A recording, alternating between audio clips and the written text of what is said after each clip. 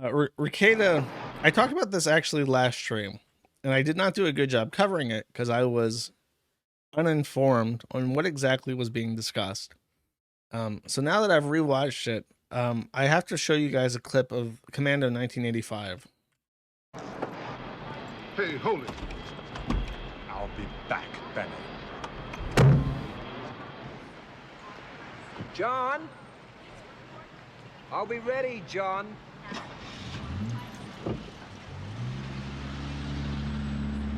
Why did I show you a clip from Commando 1985 starring Arnold Schwarzenegger? Many years ago, 10 years ago, speaking of old Quickie forums, there was a moderator called Compy Rex. Compy loved Commando 1985 starring Arnold Schwarzenegger. And in chat, Compy Rex would quote this movie continuously. For years, he did. And so, while listening to Rekieta drunkenly threaten a guy named John over and over again, all I could think of in my empty fucking skull was, John, I'll be ready, John. Like, just over and over again, continually hearing this clip haunting me in my fucking dreams. Because Rekieta is tired of being made fun of by those damn darn Kiwi farmers. And so he decided that he would epically own the Kiwi farms by characterizing the community as a group of mentally ill, homeless, deranged, unloved people. And the way that he chose to do this has upset far many people than I would have expected. I don't know if it's merely posturing or if people are actually genuinely upset, but there does seem to be like a lot of people who are bothered by what he said. There's a user on the Kiwi farms named John, who during the Vic Mignogna saga was a big fan of Rekieta, pay pig Rekieta, and tried to talk to Rekieta in private. And during a low point of his life, I'll be charitable, contacted Rekieta and said, Rekieta, I intend to kill myself. I am a loser, Rekieta. I cannot, my family does not love me. My girlfriend doesn't love me, and I'm going through issues, and I'm going to kill myself. And apparently Rekieta tried to walk him off that ledge, my friend. And he said, why don't you call 911? And then apparently gave some kind of excuse like, oh, I don't know how to dial it. I'm just so fucked up right now. And he said, well, why don't you go get a cab to the hospital? And he's like, well, I don't have money for it. And he said, well, how far is the hospital? He said, 4 miles. And he's like, well, you can walk 4 miles to the hospital if you really want to. And he said, no, I'm a loser or whatever. I'm like, I have issues. I have such bad anxiety. I can't walk down the street 4 miles. And I find this story believable because if you've ever talked to somebody who is in like a genuine, like, woe is me, baiting era, people like that tend to reject, or in that state of mind, tend to reject any and all advice. If you try to help somebody who doesn't want to be helped and just wants to whine, they will take every single thing that you say and immediately try to find reasons to undermine it or say that it's not applicable to them so that they don't have to work on changing how they feel about things. That is, I don't know if there's a name for this mindset, but it's a thing that you definitely see. So I believe his story. However, what people have taken offense over is that this guy apparently really trusted him, dumped all this woe is me shit on him. And then years later, for no reason other than to try and epically own the Kiwi farms, decided to randomly just dox him and call him out. And I don't know why. He didn't really justify this. He just smugly preened about it on his stream. And I'll play. It's 30 minutes, but I'll click at like random moments, and he's just like really fucked up, and being an asshole. So let's start at like the first 30 seconds, and then I'll skip ahead, and I'll just keep doing that. Some of these Kiwi farmers, some of these commentators. Here we go. This is fun. Not only do I know them, do I know their failures? Do I know their social security checks? Do I know their inability to even contact their own family for help? Do I know their desire to leave their own state? Oh, man. I cannot fucking imagine being in the place that this man is. So he had there's a thing that he keeps doing in this video, and I have no frame of reference to describe what it is, besides to talk about Bossman Jack. And so I will use this as an opportunity to discuss Bossman Jack yet again. Bossman Jack smokes crack. A side effect of crack is that you tend to not sleep because it is a stimulant and it deprives you of sleep. A side effect of not sleeping, which is not combated by crack, is hallucinations. If you stay up for 3+ days, perhaps high on crack cocaine, you may start seeing things that aren't real, particularly bugs for whatever reason. If there are bugs, from what I understand, after 3 days, you start seeing bugs in the peripheral of your vision. For instance, on the ceiling. There's a very interesting clip where Bossman Jack really freaks out. He like jumps and looks up at the ceiling and says, "What the fuck is that?" And never mind. Because he saw like an insect or something crawling on his ceiling out the corner of his eye as a result of sleep deprivation. Rekieta is doing the same thing.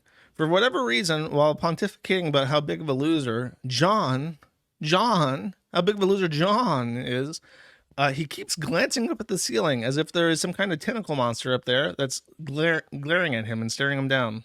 Has to go to a YouTube streamer to beg for a shred of attention. Say, please, Rackets, I love you. Oh man, begging is embarrassing. I love you. My family hates me. I can't get a job. I'm so mentally handicapped. Like I can't do anything. And my name is John. All I want to do, I want to die. I want to put a bullet in my mouth, but I can't afford a gun. Texting me this, by the way. I'm like, hey, holy shit. Brother, you want to kill yourself? Like, that's not good. No, I deserve to die. Well, I mean, probably, but seriously, no, that's not good. Can you buy an Uber and go to the hospital? No, I can't afford an Uber. You can't afford an Uber? Like $8. You can't afford one. Why? I'm on Social Security because we use some piece of shit. But I'm so successful. Oh, man, that's fucking embarrassing. Man, that is embarrassing, right? I'm such a piece of shit. My family hates me. Nobody loves me. I'm just going to kill myself. You're messaging me. You're texting a fucking YouTuber. Holy. What is on the ceiling? Is it Ceiling Cat? Hold up. Oh my God. That's a funny meme. I'm going to do that. Hold on. I'll let this play out a little. I'll skip it. You know what? He's in a good round. I'll let that continue. Oh my God, man. That's embarrassing. Right, John? You're texting me. And I say, I'm like, holy shit. Please don't kill yourself. First of all, you can't afford the bullets. You've already expressed that. You can't afford the Hardys that would kill you either. You're just you. You're just a useless pile of garbage. You can't. Oh, fuck. I fucked it up. In random. I dropped Ceiling Cat into the video. That's okay. It's like 2 minutes in. I didn't lose it. I meant to drop it into OBS, not into the browser. Here we go.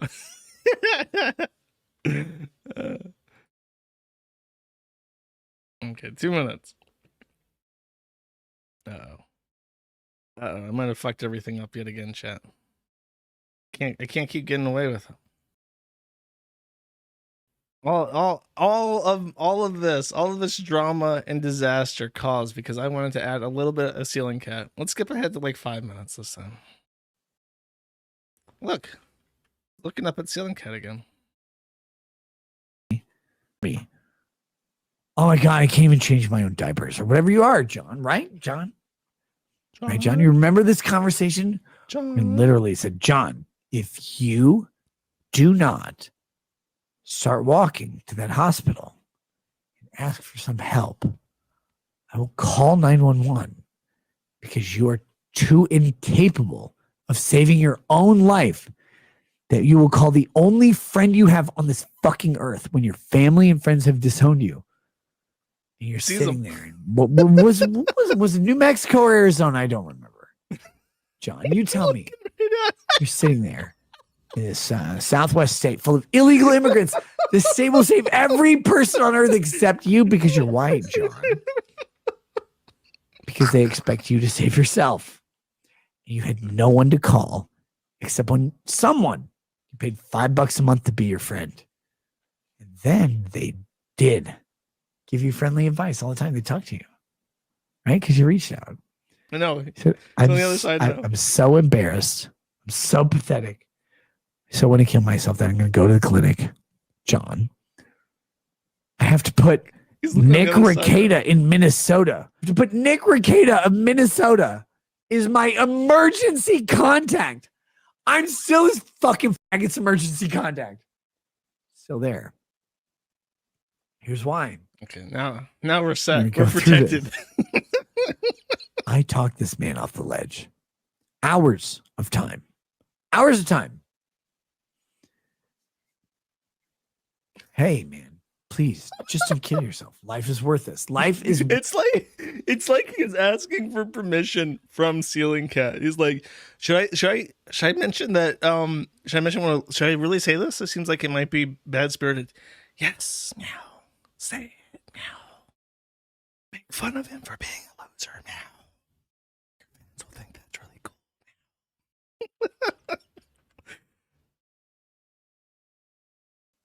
I don't care about the $5. I care about, please don't kill yourself. At least be killed by a black. Just walk to the hospital, you useless piece of shit. All you have to do on earth is get up. Here's how you not suicide, guys. Let me give some fucking advice to you. You know you not suicide? Instead of putting the gun in your mouth, you just set it down.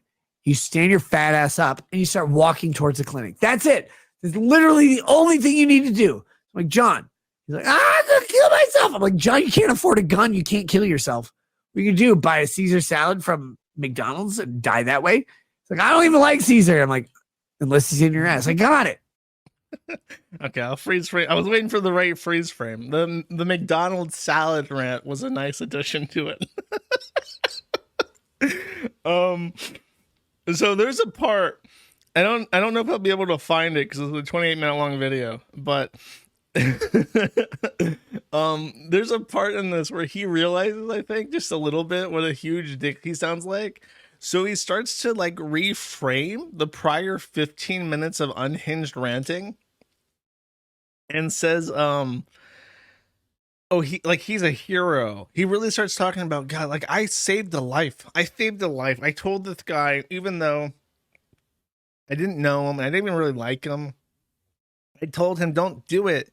Step back from that ledge, my friend. Step back. I saved a life. Like he goes on and on about what a hero he is for not encouraging this guy to kill himself. But that only lasts for like a minute or two, so I don't know if I'll be able to find it, but then he switches back to being a even more drunken dickhead for the remainder of it. Actually, I love honestly, the best thing that YouTube has added in forever is the transcript. Save a life. Okay, perfect. Oh, okay, this is a great part, actually. Okay, I'll go to this part. I think this is the right moment. Okay. How do I help you? Just help me live through the night. All right, here's a simple answer. You don't have any friends, which means you also don't have any enemies. No one's coming to kill you. The only person who can kill you is you. How about you just not kill yourself and instead go to a hospital? So again, motherfucker walks to a hospital. On my recommendation, I'm like demanding, send me pictures of what you see. Maybe when you see the hospital, since there's two ceiling cats, maybe one of them is trying to rein him in. Like there's a good one and a bad one, and the one's trying to rein him in, and the other is telling him like, "No, keep going. You're doing great. This is awesome." See the sign. I want you to do all these things. I want to make sure you live through the night, because literally, if you were a cat woman, a cat, 50 cats, a cat woman. Oh, he's talking about cats now. The cats are. You getting laid down in your state, they would fucking shit in your mouth till you had toxoplasmosis, and then we'd eat your skin. That's how embarrassing you were, John. Text me. Show me that you're getting there. Call a fucking ambulance. Finally gets to the hospital. He doesn't die. Doesn't kill himself. You know what he does instead? Goes on to Kiwi Farms. Tells them what a piece of shit I am. Holy shit, I have faith in this guy. I trusted this guy. I have faith in this guy. He's such a garbage person. The things he believes aren't true at all. And yet, he asked me to save his life. You know what he never asked me? Hey, man, are these things true? Well, no. No. You save a person's life. This is quintessentially Kiwi Farms, wrapped up for all of you. Is a person whose family has disowned them, will never have a significant other, whose government has disowned them, whose employers have disowned them. They sit on some internet all day, watching some person begging them to save their life. And when they do, they're appreciative for a moment until that person stops paying attention to them. And suddenly, well, they're eating 22 LRs all day. And you go, I tried to save you by just John. Okay.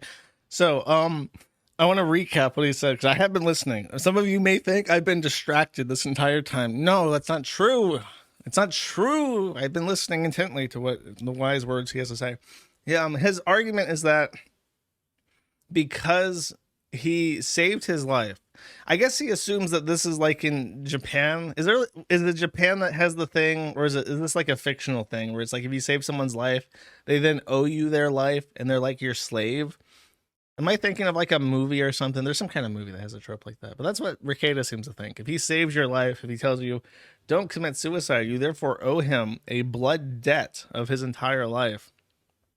Life debt. There you go. Star Wars. That's Wookiees? Okay, yeah, he thinks John is a Wookiee. John, you're my slave now, John. And so he has to stick with him through his entire life. And he can't ever say like, wow, he's really fallen off the wagon. Because, there's no way there's no generous interpretation where a guy actually does feel indebted to you and then sees your drunken, unhinged rant taking orders from invisible ceiling cats, that he might think, wow, I don't want to see this person who I respect and who I owe such a debt of gratitude to, in such a miserable circumstance. There's no way that could happen. That's ridiculous. Let's see. Let's see. Over here. I'm sure your story is compelling. Have fun with that. Oh, always remember, dude, that your story is compelling. Have fun with that. Is he? Yeah. Wait. Critics of you are, because the critics of you are generally embarrassing. You find this out. This is the thing you don't realize as a non-streamer, a non-professional online person. The people who reach out to you as a normal person are normal people. The people who reach out to you as a professional need professional help often. They'll beg you to do the thing. Ask you, please, please, please save my life. And you're like, dude, I can't save your life. I can't do anything. I can barely go to a grocery store. Please save my life. And so you try. So he again he's trying to say what a hero he is, but there's that one line he hints at it for like a second, and now I realize what's going through his head. He thinks that if he just says John's pathetic and he tried to kill himself and then he told me all about it, he thinks that he can personal army his critics and divert attention onto him. Like in his drunk brain, Devil Ceiling Cat has told him, throw John under the bus. They will be too busy making fun of him to make fun of you anymore. That's what he's thinking. Oh, then he talks. Okay, great. I like this part. All of the Vaz Defrons licking they can get. Please, thank you. Oh my God. Like, this really wasn't that expensive of whiskey, but okay. They'll do that. And then when it's gone and they can't have another sip, They go, motherfucker, you betrayed me. You betrayed me. You're like, I didn't betray shit. Like, I just offered you a nice thing. Took it or you didn't took it. Always frame it as betrayal. You know why? Their failure stems from their inability to take accountability for who they are. Their demand to blame everybody else. So, of course, they're not going to start blaming themselves when you call them out. Is there like an ounce of fucking self-reflection in that one, buddy? All right, let's skip ahead. There's actually, I want to show, is this the one where he shows what he's drinking? He was showing off a bottle, and it was like 120 proof whiskey. It was the highest grain or highest alcohol per volume whiskey that I had ever seen. It wasn't, it was more than 120. It was like 125. It was like 62.5% alcohol. It was really crazy. Anyways, let's get to the last minute or so. Let's hear how he caps this masterpiece off. I think this is the part that I actually played on stream last time. Just the very end of it. But the entire thing is like fucking deranged. Down the road to the hospital. Because basically like watching Stephen Hawking walk. If you ever watched Stephen Hawking walk, it was really simple. He didn't. Best part. All of the chats like, this John guy's fucking weird. What was that about? Hey, John, I know you'll watch it. I know you will. John. And you'll sit there and go, I literally begged a YouTube streamer to save my life because I couldn't end my own. John, buddy, you could have just hired an 8-year-old to kill you. But you didn't. You know why? You couldn't afford the 8-year-old. John. Get help, brother. Not for me. It was never for me. I told you, I can't save you. I can't save you. You're like the only friend I have. I literally cannot make your life better. You're the only friend I have. I'm not your friend, John. I never was. But you do pay me $5 a month. That's nice. I can't afford $5 a month. Well, you're gonna. Because I want you to know, John, fake love don't last. You're an embarrassment to yourself and humanity, John. All you had to do was look at yourself in the mirror and see what every other masculine I can't man stop sees. listening. I want to stop Look at this yourself in the one, mirror but I and go, can't. fuck. Way harder than I thought, and I'm still fucking embarrassingly ugly. And then you walk away. John couldn't even do that. You know why? He'll figure it out. Okay, here we go. I cannot believe. You cannot believe the guy. Oh my by god. the way. I was wondering, who is that verified user in my chat? What? And then I realized it's bot tricks. And I thought, I don't have a bot in my kick chat. I have Bossman Jack's chat open still. I wonder how many of my messages have just been Bossman Jack's chat since I opened it to show RuneScape playing. Okay, anyways. So there you go. That's the John rant. It's very good. Let's cap this off with where we started. Hey, hold it. Oh, there. I'll be ready, John. Perfect. Blow off some steam, Bennett. Rekieta embarrassed himself. We know. We saw it. We were all there. Nothing needs to be added to this. My commentary's already been insightful. Stalker Child, enjoy prison for 10 says, seeing rackets evolve fully over the last few months has unironically convinced me to stop drinking. Bad family history, so might as well cut it out now before I end up a schizo rambling skeleton.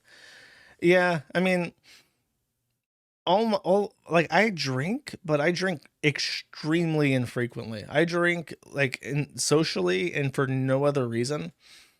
Yeah, I don't know. It is scary. It's kind of like when I watch Bossman Jack. I'm very conscious of the fact that like gambling looks fun, but even though he's losing, like there's a part of my brain that has like that childish, let me try. Like, you know, you see somebody playing a video game and he's failing, like to kill a boss or something. You just want to snatch the controller from like, no, you're doing it wrong. Let me do it. Like you're not playing blackjack by the boot. Like there's like that childish voice in me. It's like, I could do better. But then you have to process that thought and realize, no, actually these games are all game's a chance, and they're always going to take your money in the end. You know what I mean? So yeah, I mean, if you drink alone, yeah, you should stop. I think if you ever drink alone by yourself and you're not doing something that's like social, and you find yourself reaching for a drink, I think that's the appropriate time to be like you're trying to beat the house at its game, and it's not going to work out in your favor. Cooley Dante 15 says Nick keeps doing the thing I've noticed where whenever he feels like his monologue is awkward, he just mentions something racial, not a racial joke, just John's a loser. By the way, black people. Whenever he is saying something that's like retarded, he decides to like amp up the retardedness like a million times so that people can't like point out that it's like he's deliberately being retarded. Like for instance, you can say, John, I remember the time that you came to me at your lowest point and you told me things that you told nobody else. I will now use these things against you, John. By the way, black people penis and the baldo. And that way it's like, oh, Rekieta's just being a silly boy. Once again, it's so clever. It's like 180 million IQ things that he does that just like go completely unnoticed. It's just, that's how he just can't keep getting away with it. He's just too smart. Taylor Swift's Dear John, covered by Nick Rekieta, Sneed. All right, let's check it. Yeah, John, I see it all now that you're gone. Don't you think I was too young to be messed with? The girl in the dress cried the whole way home. I should've known. Lovely. Really pitch perfect. Really sets the mood for the heartbreak.